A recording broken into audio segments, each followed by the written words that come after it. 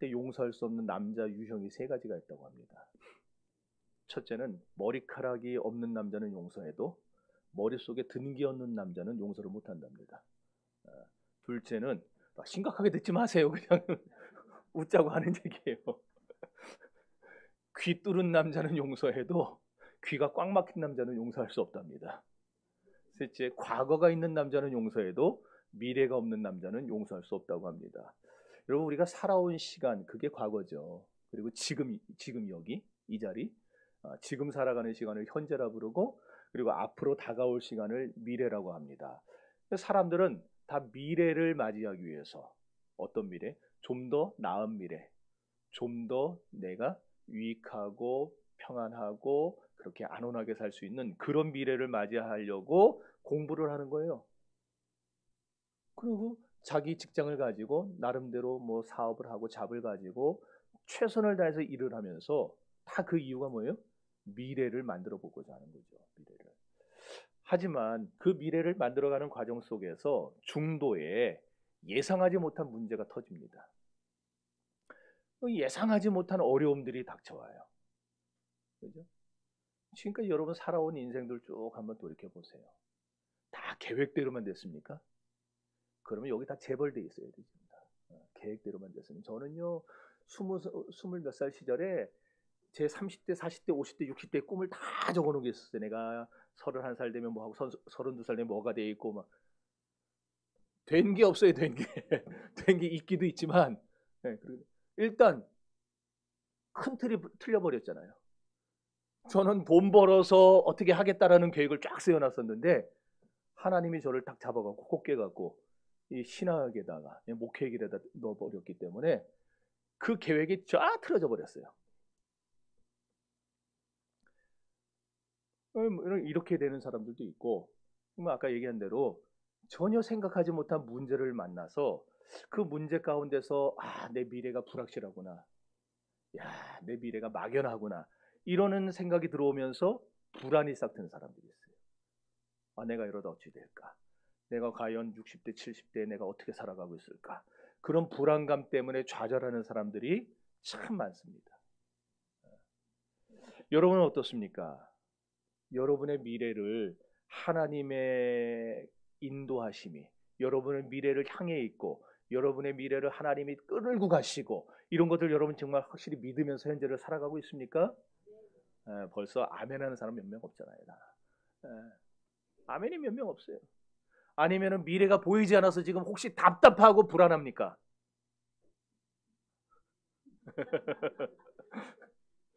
지금 모세가 그런 상황을 만난 거예요. 모세가 하루하루를 말씀대로 살아온 사람이에요. 말씀 붙들고 말씀이 이끄는 대로. 우리는 다 머릿속에 말씀대로 살면, 하나님이 이끄시는 대로 살면 그 사람은 복을 받는다, 이게 머릿속에 들어와 있어요.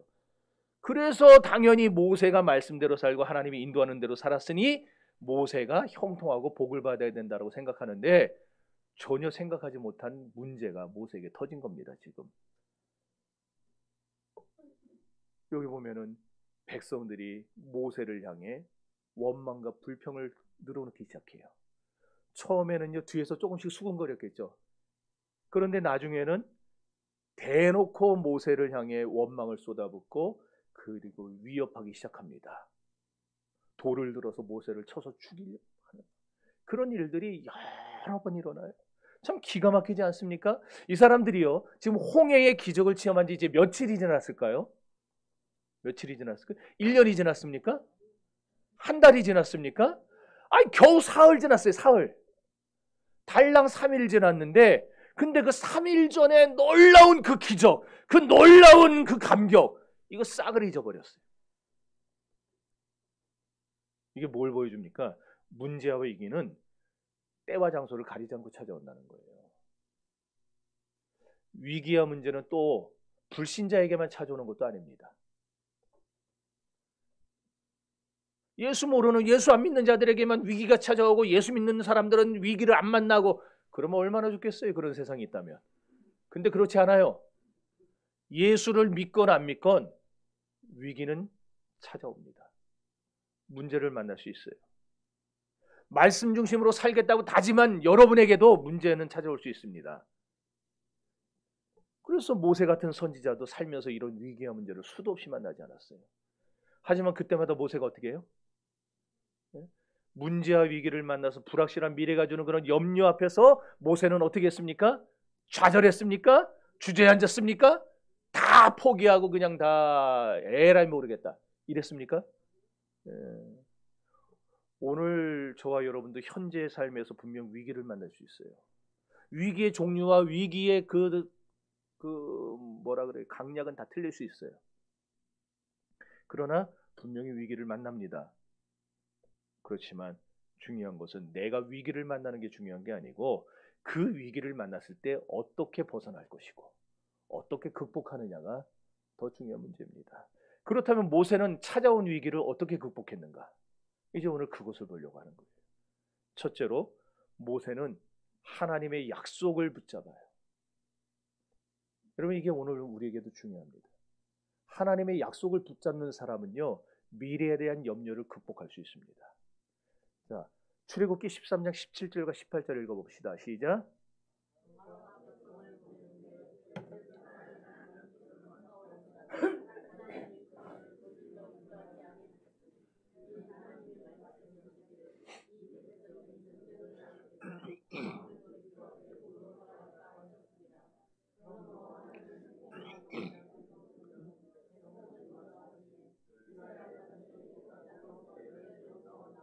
아멘. 당시에 애굽에서 가나안으로 들어가는 길은 크게 세 가지였어요. 네. 자, 첫 번째는 내가 가면서 해줘야 되나? 이렇게 여기가 지중해예요. 이 바다를 따라서 올라가는 길. 여기 해변길이에요. 오, 써 있나? 해변길이에요. 두 번째는 이 숲곳에서 가데스 바네아까지 이렇게 쭉 따라 올라와서 중간을 통해서 들어가는 이 족장들이 다니던 길이었어요. 아브라함과 야곱과 이삭 같은 그런 족장들이 이 길을 다녔어요. 그리고 세 번째는 요즘으로 치면 고속도로예요. 이렇게 해서 다메섹까지 가는 여기 어디냐? 홍해 비아이로스에서부터 시작해서 이쪽을 통해가는 오늘날의 고속도로. 그런데 저 셋 중에서 제일 빠르게 가나안에 들어갈 수 있는 길이 어디였을까요? 물론 여기 외에도 많아요. 저기 보면은 요단길도 있고 들길도 있고 뭐 광야길도 다 있어요. 근데 저런 길들은 험하고 어려워서 사실 잘 안 다녀요. 이 세 가지가 가장 큰 길인데 이 중에서 제일 빠르게 갈 수 있는 길이 어딜까요? 제일 빠르게 갈 수 있는 게 이거 1번, 2번, 3번 중에 2번은 산악지역이에요. 그러니까 무지하게 힘들어요. 3번 고속도로? 네, 우리는 고속도로 제일 빠를 줄 아는데 저기 경북 봉화나 이런 데 가보려고 그랬어요. 고속도로가 삥삥 돌면서 가지. 해변길이에요. 해변길. 일주일이면 가요. 애굽에서 가나안까지 일주일이면 들어가요. 왕의대로를 통해서 가면 보름 정도 걸려요. 자, 그런데 출애굽한 지 얼마 안 된 이스라엘이 저 셋 중에서 어느 길로 가고 싶었을까요? 그러면 제일 빠르게 갈 수 있는 길이 있으니까 해변길로 가고 싶었겠죠. 근데 그 해변길 다시 띄워주세요. 지도. 저기는 누구 땅이에요? 안 써있는데 어떻게 잘 아시네? 이 땅이 블레셋이 다스리는 땅이에요. 그러니까 블레셋은 호전적이에요. 호전적이란 말은 싸움하기 좋아하는 인간들이에요. 그냥 가다가 툭 쳤는데 어쭈 이거보다는 싸우는 거에 아주 이골이 난 민족이 블레셋이에요. 그러니까 뭐 누구든 걸려라 이러고만 있는 민족인데 거기를 어떻게 가겠어요? 괜히 거기로 갔다가 싸움이 날 경우에 전쟁이 붙을 경우에 이스라엘 백성들이 겁집어 먹고 도망가지 않겠어요? 그래서 하나님이 이런 대표적인 길들이 있었지만 이런 세 가지 길을 다 하나님이 치워버리고 대신에 홍해의 광야길을 빙빙빙빙빙빙 돌리면서 이스라엘로 인도하시게 됐던 거예요. 두 번째 지도 보여주시라고. 네. 저렇게 빙빙빙빙빙 돌아서 올라가게 됐던 거예요. 여러분, 하나님께는요, 자기 백성을 애굽에서 인도해내서 가나안 땅으로 들여보내고자 하는 분명한 계획이 있었어요. 분명해요, 이 계획은. 그런데 이 계획이 언제나 내 마음에 꼭 들어맞는 건 아닙니다. 그래서 사람들이 불안해하는 거예요. 두려워해요. 어떨 땐 불평도합니다. 내 계획대로 인생이 풀리면 좋겠는데, 내 계획대로 내 어려움들이 싹싹싹 사라지는 걸 내가 보면은 이야 신날 텐데, 하나님의 생각과 하나님의 계획은 항상 나와 똑같진 않다라는 거예요. 틀릴 때가 있어요. 우리는 빠른 길로 가면 좋겠다 생각하지만 하나님은 빙빙 돌려가지고 저렇게 헤매다가 들어가게 하시는 이런 방법을 쓰세요. 하지만 여러분 잊지 마십시오. 하나님은 매일 매순간 여러분을 인도하고 계십니다. 하나님은 하나님을 전심으로 의지하는 성도들의 미래를 반드시 책임져 주십니다. 오늘 15장 22절을 읽어봅시다. 시작.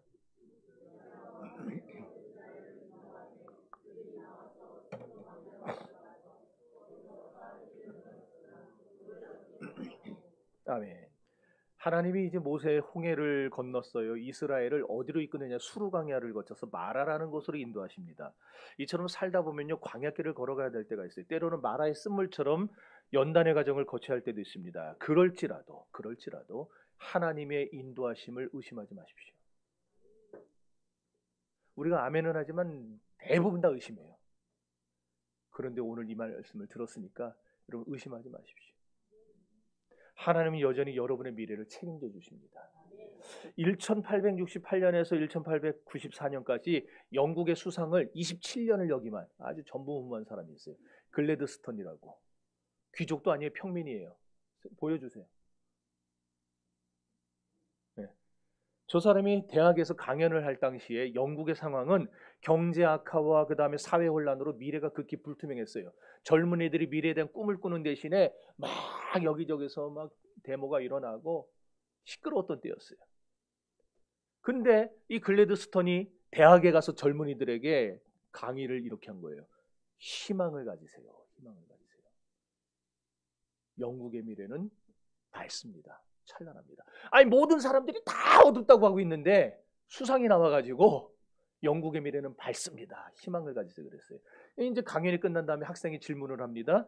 그러면은 우리 각하께서는 영국의 미래에 아무 문제가 없다고 생각하십니까? 그랬더니 대답을 그렇게 했어요. 그렇습니다. 다만 한 가지 변수는, 한 가지 걱정되는 것은 우리 국민들의 마음속에서 하나님이 점점 사라져 간다는 겁니다. 우리 젊은이들에게 그 마음에 하나님이 있는 한 하나님은 여러분을 끝까지 인도하실 겁니다. 여러분 글래드스턴이 살아생전에 가장 많이 인용했던 말이 시편 94편 9절이에요. 귀를 지으신 하나님이 어찌 듣지 아니하시겠으며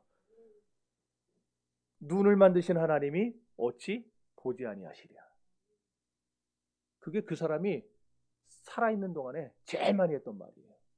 하나님이 여러분의 귀를 지으셨으면 들으실 겁니다. 하나님이 여러분의 눈을 만드셨으면 하나님도 여러분을 보고 계실 겁니다.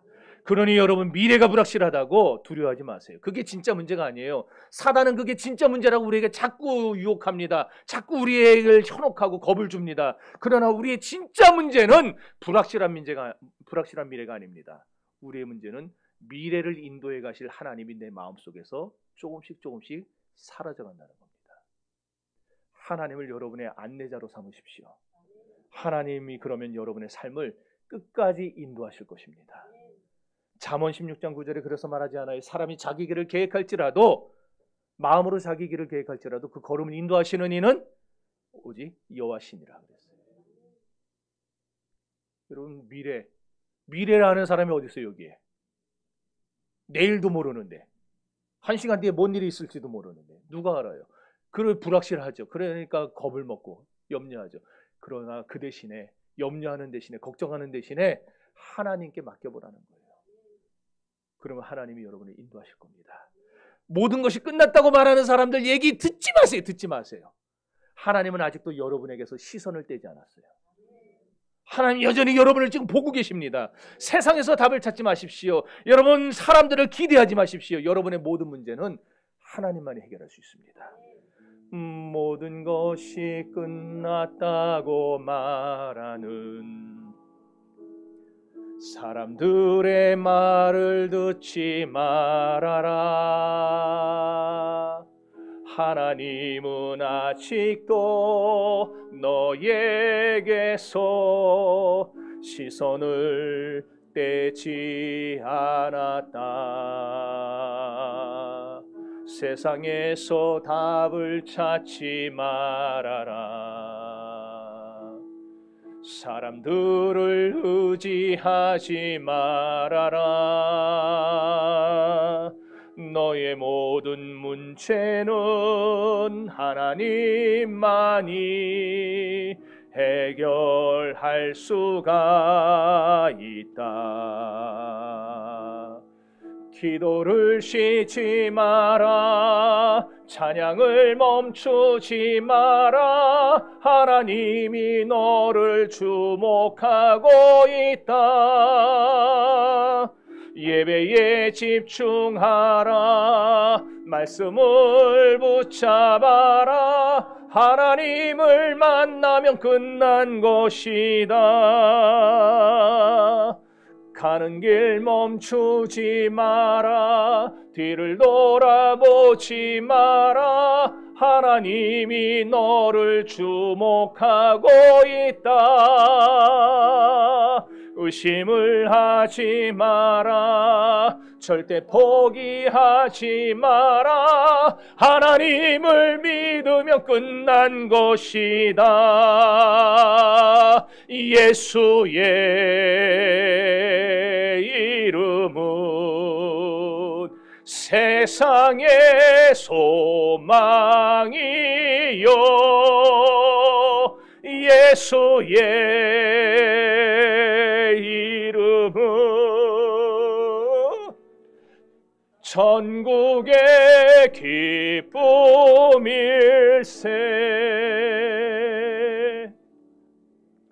둘째로 모세는요, 하나님께 간구함으로써 미래에 대한 염려를 극복합니다. 광야길을 걸어온 이스라엘 백성들이 얼마나 목이 말랐겠어요. 강우량이 많은 우리나라에서는 이게 이해가 잘 안 됩니다. 이른 비와 늦은 비가 축복이라고? 비가 그냥 너무 많이 내리는데 뭐가 축복이에요? 이제 또 내일부터인가 또 비가 예보돼 있죠? 아이고 진짜 그저께 세차했는데. 분명히 지난주 내 금요일 날 딱 일주일째 봤더니 비 안 온다고 그래갖고 그래서 세차했는데.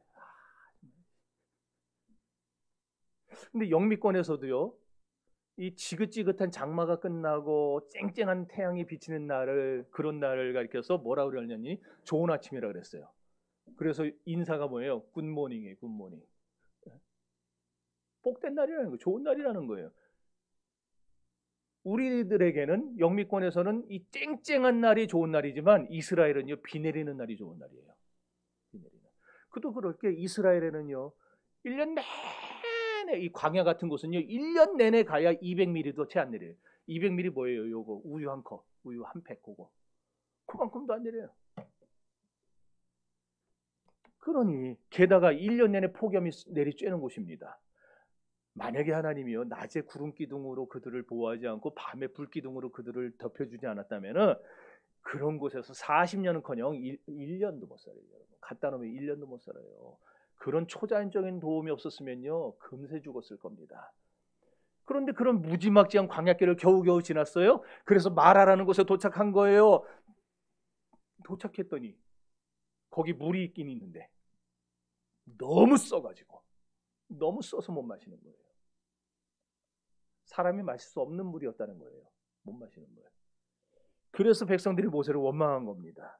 어떤 교인들은요, 홍해의 기적을 경험한 이스라엘이 어떻게 이렇게 금세 은혜를 입고 원망과 불평을 하느냐 말을 할 수 있어요. 그러면서 이스라엘을 믿음 없는 자들이라고 비난합니다.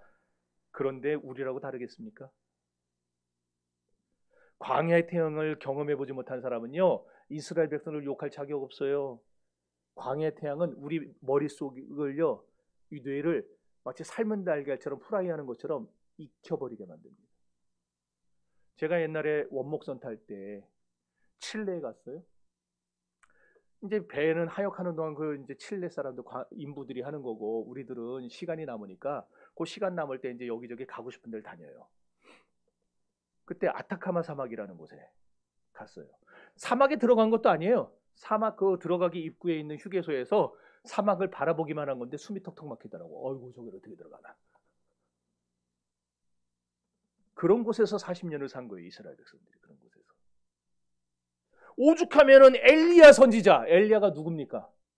하늘에서 불을 내리던 사람 아니에요? 저는요, 아무리 불 내리라 그래도 안 내리더라고. 막. 그렇다고 저를 너무 우습게 보지 마세요. 그런데 그런 선지자가 오죽하면은 로뎀나무 아래서 이 그냥 너무 뜨겁고 너무 견디기 어려우니까 차라리 죽여달라고 그랬겠어요, 하나님한테. 차라리 죽여달라고. 차라리. 엘리야만 그랬어요? 요나 선지자. 요나 선지자도 박넝굴이 여기 머리 위에 있던 박넝굴이 다 말라버렸어요. 그러니까 막 태양이 내리 쬐입니다. 그러니까 요나가 뭐라 그래? 막 승질을 내다가 나중에는 죽여주세요 그러잖아요. 죽여주세요. 죽고 싶습니다. 선지자들이 저보다 못한 사람이겠어요? 우리보다 못하겠어요? 그런 선지자들이 줄줄이 광야에 들어가가지고 며칠 살지도 못하고, 며칠은 뭐예요? 하루 이틀 겨우 한 다음에 다 죽여달라고 그랬어요. 차라리 죽고 싶다고. 네. 그런데 이런 고통의 때에 혹시나 여러분이 지금 그런 광야 같은 길을 만나고 마라의 쓴물 같은 상황을 만났을 때 꼭 기억하세요. 하나님은 그런 고통의 때에 우리를 찾아오십니다. 그래서 시편 121편 5절에서 8절 말씀이 이렇게 말합니다. 자, 읽어봅시다. 시작.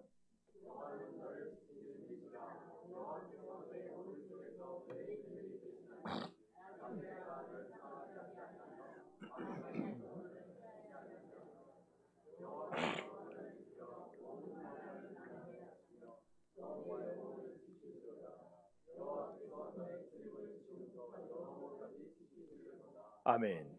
여러분, 그러니 광야길을 걷는 인생길을, 이런 광야 같은 인생길을 걷는 우리 성도들에게 있어서 하나님보다 좋은 안식처가 어디 있냔 말이에요. 하나님이 내 오른쪽에서 그늘 되어 주시고, 낮에 해가 나를 상치 못하게, 밤에 달이 나를 해치 못하도록 하나님이 나의 모든 환난을 면케해 주시고 내 영혼을 지켜주시는데, 나의 출입을, 나의 들어가고 나오는 것을, 모든 것을 지금부터 영혼까지 지켜주신다는데, 이런 하나님이 지금 내게 있는데 이 하나님보다 더 좋은 안식처가 어디 있겠냐고요. 그래요. 하나님은요, 순간순간 우리의 기도에 응답하십니다. 우리를 고통 중에서 건져주십니다. 그러니 여러분, 여러분의 미래를 한 발짝 한 발짝 인도해 가시는 하나님을 붙잡고 간구해 보시기를 바라요. 때로는 어려움도 만나고, 때로는 힘든 일도 만나고, 때로는 뜻밖의 예상치 못한 사건과 사고도 만나겠지만, 또 작은 일도 만나고 큰 일도 만나겠지만, 그러나 하나님을 붙잡고 기도할 때 하나님은 반드시 미래에 대한 두려움과 염려를 극복하게 해주실 것입니다. 기도하는 성도에게 가장 좋은 길을 열어주시고 열린 미래로 인도하실 것입니다. 그래서 모세는 그 40년 동안 언제나 하나님을 찾은 거예요. 언제나 하나님을 의지하면서 기도하면서 백성들을 인도했던 것입니다. 중요한 건 여러분이 기도하지 않는다면 하나님의 인도하심도 보류됩니다. 하나님은 우리 미래를 책임지시길 원하지만 우리의 기도가 있어야 책임져 주시기 때문입니다. 그래서 잠언 29장 18절 말씀에 묵시가 없으면 백성이 방자히 행하거니와 율법을 지키는 자는 복이 있느니라고 말씀했는데, 마찬가지예요. 기도가 없는 신자는요, 방자히 행할, 방자히 교만해서 그냥 지 하고 싶은 대로 한다는 거예요. 그래서 망해요. 그러나 기도하는 신자에게는 소망이 있습니다. 그러므로 여러분, 기도하시기 바랍니다. 기도하는 여러분의 인생에 소망이 있습니다.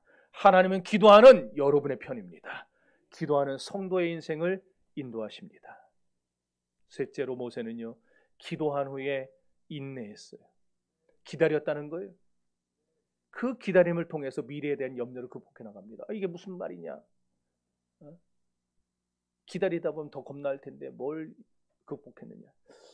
여러분, 솔직히 우리가 기도한다고 해서 우리 인생이, 우리 미래가 고속도로처럼 확 열리느냐?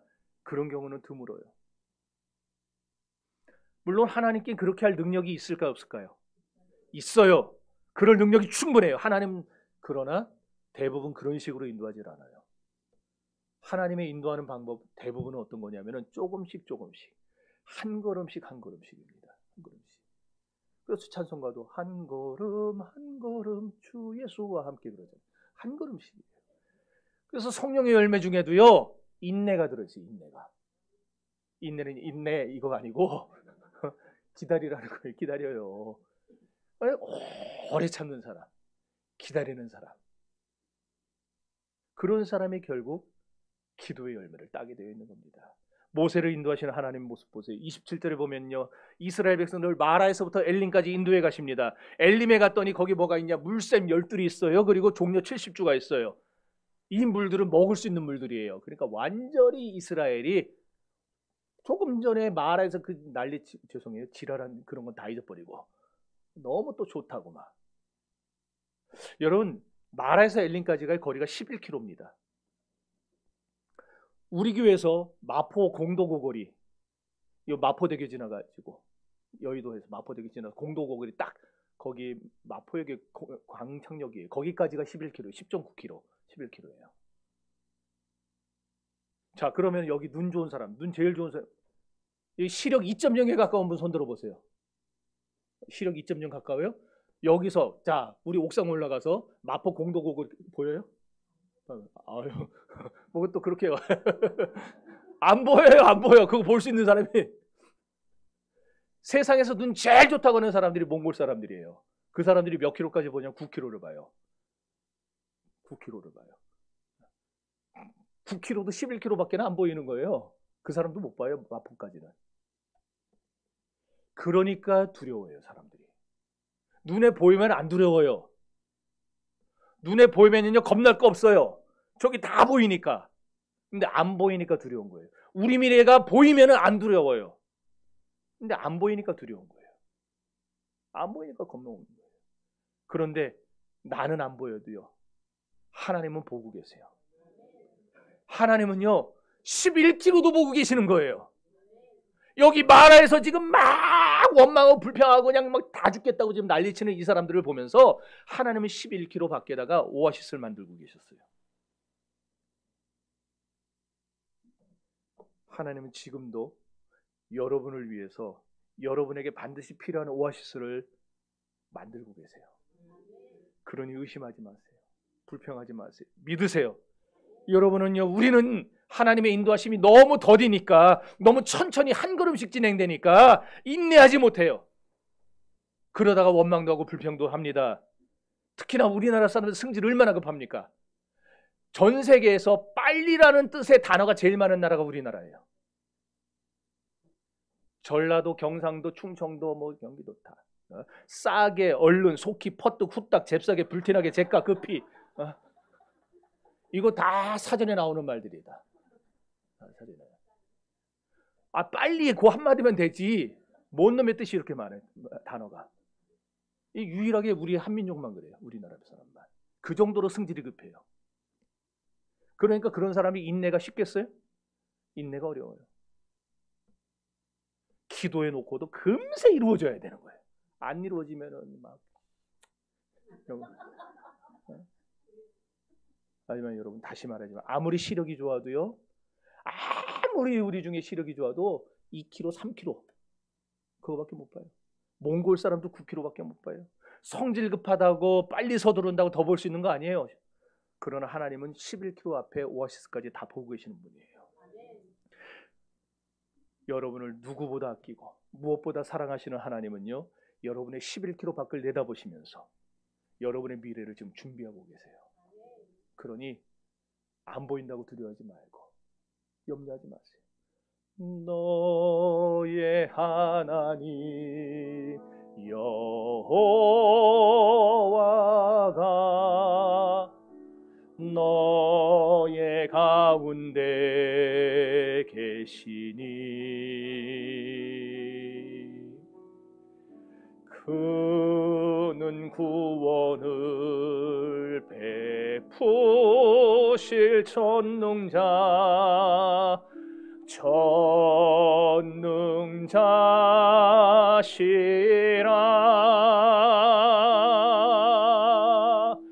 그가 너로 인하여 기쁨을 익히지 못하. 너를 나로 바꾸세요. 나를 잠잠히 사랑하시며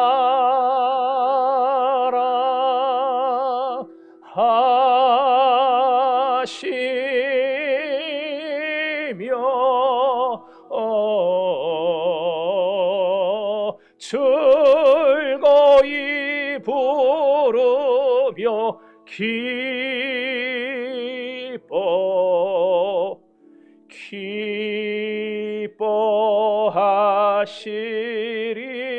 기뻐하시리라. 이런 분이 우리 위성희 권사님의 미래를 인도해 가시는 거예요. 이런 분이 우리 박종태 집사님의 미래를 끌고 가시는 거예요. 그런데 왜 걱정합니까? 왜 염려합니까? 사랑하는 성도 여러분, 여러분의 미래는 하나님이 준비해 주십니다. 그러니 하나님을 믿으시기 바랍니다. 기도하시기 바랍니다. 인내하시기 바랍니다. 여러분 18세기 미국의 유명한 그 사전 편찬자 노아 웹스터라고 아세요? 빨랑빨랑 보여줘요 얘기하면은. 예, 저 사람이에요. 저 사람이 저 웹스터 사전 얼마나 유명합니까? 그 사전을 만드는데 얼마 걸린 줄 아세요? 36년 걸렸어요. 36년. 사전 하나 만드는데 36년을 걸려요. 얼마나 중간에 내팽개치고 에라이 더럽다 하고 싶었겠어요. 근데 36년을 버티니까 결국 지금까지 전 세계에서 가장 유명한 사전을 만들어냈잖아요. 조셉 하이든, 여러분 천지창조라는 거 아세요? 천지창조. 내가 한번 들려주고 싶었는데 너무 길어갖고 끊질 못해갖고 못 들려줘요. 천지창조 들으면요 막 전율이 일어납니다. 하나님이 첫째 날부터 다섯째 날까지 그 창조하는 모든 과정, 그리고 인간을 만드는 마지막 클라이막스에서 빠바방 때리는데 전율이 일어나요. 엄청난 대곡 아니에요? 그런데 하이든이 그 곡을 작곡할 때 800번 실패했대요. 작곡을. 여러분 같으면 800번 실패할 때 하고 싶은 마음 들겠어요? 에이씨, 이래버리지. 빌리 그레함 목사와 함께 사역했던 킴 윅스라고 하는 찬양 사역자가 있었어요. 저번에 6.25 전쟁 때 포탄이 옆에서 터지는데 아버지가 절대 쳐다보지 말라고, 포탄 보지 말라고. 근데 말 안 듣고 그 쳐다봤다가 장님이 됐어요. 그 빛에. 그리고 전쟁통에 부모도 다 돌아가셨어요. 고아가 됐어요. 눈 안 보이는 고아가 어떻게 살겠습니까? 추위와 굶주림에 죽어가고 있었어요. 이걸 발견한 미군 중사가 이 아이가 너무 불쌍한 거예요. 그냥 놓고 가도 되는데, 그러니까 이미 그 중사에게는 아이가 넷이나 있는데, 자녀가 넷이나 있는데 킴 윅스를 입양해서 데려갑니다. 미국으로. 잘 자랐어요. 그래서 인디애나 주립대학교 성악과에 입학합니다. 성악가의 길을 걷게 됐어요. 돈을 벌기 시작했습니다. 그러다가 빌리 그레함 목사를 만나서 찬양 사역자가 됩니다. 근데 킴 윅스는요, 집회를 나가서 찬양할 때마다 제일 먼저 항상 이런 간증을 했다고 합니다. 사람들은 장님인 저를 인도할 때 100m 앞에 뭐가 있다고 말하지 않습니다. 단지 앞에 물이 있으니까 건너뛰라거나 아니면 계단이 있으니 발을 들라고 말합니다. 저는 저를 인도하는 분을 믿고 그저 한 걸음씩 옮기기만 하면 됩니다. 그렇게 하다 보면 어느새 목적지에 도착한 저를 발견하게 됩니다.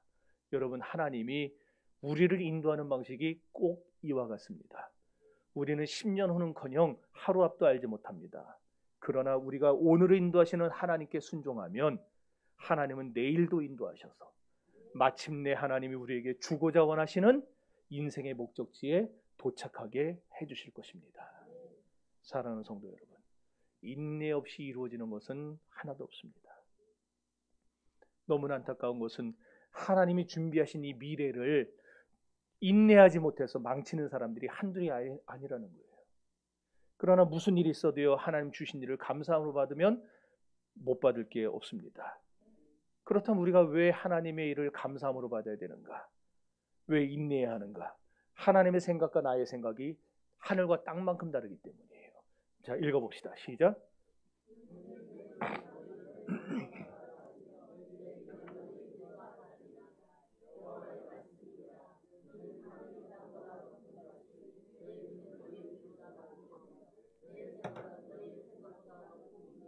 아멘. 그래서 하나님은요, 때는 그 하나님의 높으신 생각과 계획으로 우리를 홍해로 인도하실 때도 있고요, 우리를 광야를 건너가실 때도 있습니다. 때로는 마라로 인도하실 때도 있습니다. 이런 하나님의 생각은 우리와 너무너무 달라요. 그렇지만 분명한 사실은 마라 뒤에는 엘림이 기다리고 있습니다. 그러니 미래는 하나님께 맡겨놓고 하나님이 여러분을 어떻게 인도하실지 기대해 보시기 바랍니다.